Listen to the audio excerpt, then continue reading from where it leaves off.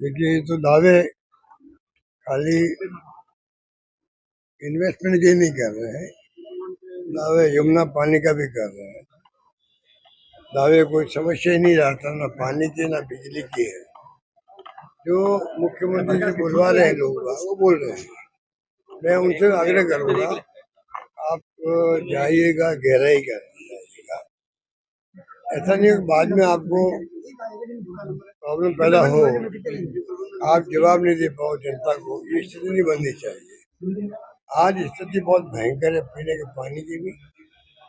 बिजली की कटौती अघोषित हो रही है, अघोषित 4 से 5 घंटे हो रही है। जोधपुर जैसी जगह में लोग कह रहे थे कल कि गांव में भी सब जगह अघोषित कटौती भी हो रही है।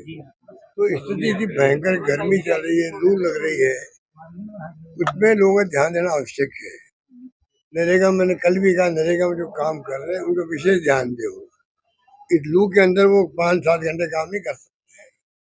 काम के घंटे कम करो, कोई तरीका निकालो। प्रशासन की ड्यूटी है कि थोड़ा संवेदनशीलता रखे, जिससे कि उनको पूरा मुआवजा मिल सके, पूरा पेमेंट मिल सके, तो तकलीफ नहीं पाएगा। कल से नौतपा लग रहा है, 9 दिन तक भयंकर गर्मी पड़ने वाली है। अब ये तो कुदरत का देन है, उसको तो कोई कर नहीं सकते हैं। पर ध्यान रखे, पब्लिक को भी आगाह करना चाहिए, लू में बाहर नहीं निकले, क्योंकि लू ज्यादा चलती है, तो उसका ध्यान रखना वाजिब है। हम सबको ध्यान रखना चाहिए। सर, ऑपरेशन सिंदूर के बाद राहुल गांधी पर जो है आरोप लगाए जा रहे हैं भाजपा की ओर से। देखिए, राहुल गांधी पर तो जानबूझ करके सोनिया जी पर, राहुल गांधी पर, चाहे वो ईडी का मुकदमा हो, जिसमें कोई दम नहीं है।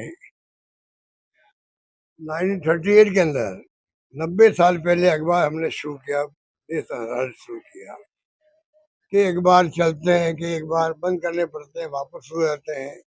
वो प्रयास कांग्रेस ने किया कि नेशनल हेराल्ड को वापस हम शुरू करें।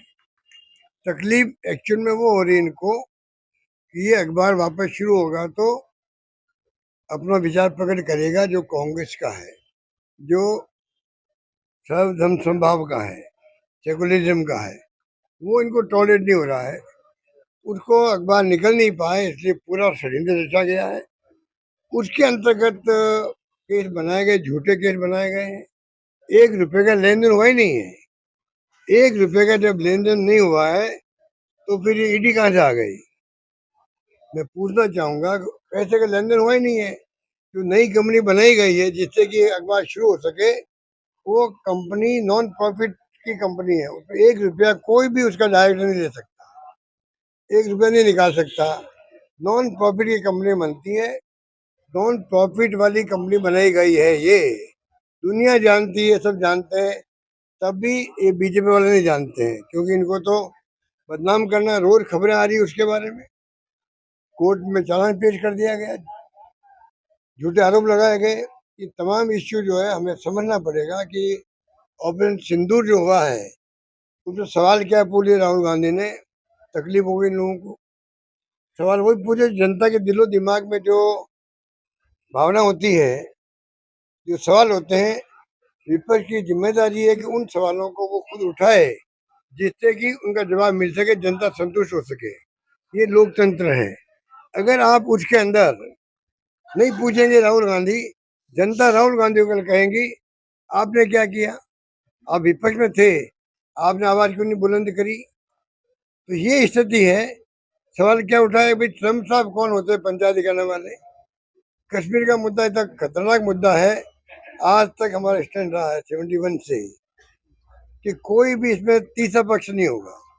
अब ट्रम्प साहब जो घुसने का प्रयास कर रहे हैं, ये बहुत खतरनाक है। सरकार को समझना चाहिए, आने वाले वक्त में वो बिना कहे वही पंचायती कर सकते हैं कि मैं एक बार घुस गया हूँ तो मैं बाहर नहीं निकलूंगा। वो पंचायती करेगा, पाकिस्तान आ रहे, आप क्यों नहीं आ रहे हो? दोनों मुल्कों को कह दिया बराबर के, ये मान मुल्क, मान मान देश है पाकिस्तान और हिंदुस्तान। तो पाकिस्तान हिंदुस्तान को एक क्षण में लाके खड़ा कर दिया। ये जो खतरनाक खेल खेला जा रहा अमेरिका में, उसको समझना पड़ेगा। गोवा में जो आजादी मिली थी, गोवा में, सिक्किम में मिली थी आजादी इंदिरा गांधी के वक्त में, तब भी अमेरिका के खिलाफ था। पाकिस्तान के 2 टुकड़े किए, तब भी अमेरिका के खिलाफ था हमारे। वो साथ कब था हमारे? कारगिल युद्ध था तो कोई साथ था क्या हमारे? वो साथ था ही नहीं। वो कौन सा पंचायत दिखाने वाला? अब हिम्मत दिखानी चाहिए भारत सरकार को। दो टूक बात करे, कोई पंचायती हमारे हिंदुस्तान पाकिस्तान में जो मुद्दा कश्मीर का है, कोई पंचायती नहीं करेगा, ये मेरा मानना है। सीज फायर उन्होंने करवा दिया, और खंडन करना चाहिए स्पष्ट रूप से। हमने खुद ने दोनों मुल्कों ने बातचीत करके सीज फायर हुआ है। तो ट्रम्प साहब तो 8 बार तो बोल चुके हैं, तो इसका इलाज कौन करेगा? मोदी जी कर सकते हैं, राहुल गांधी जी इस सवाल उठाते हैं, इनको तकलीफ होती, बात इतनी सी है बस। देश को समझना पड़ेगा, देशवासियों को समझना पड़ेगा। मोदी जी के आने के बाद में पहली बार पूरा मुल्क एकजुट हुआ था। पहलगाम की घटना के बाद में पक्ष विपक्ष और जनता सबने कहा जो सरकार करेगी वो हमें मंजूर है फैसला। एक ताकत मिली थी सरकार को, मोदी जी को, उस ताकत का उपयोग करना चाहिए देश हित के अंदर, मेरा मानना है। अब जो एकता खत्म कर रहे हैं लोग, भड़का रहे हैं, तिरंगा यात्रा निकाल रहे हैं, इस तिरंगे झंडे से इनका कोई संबंध नहीं है। यात्रा निकाल रहे हैं, सबको बुला रहे हैं, सरकारी धन का दुरुपयोग कर रहे हैं।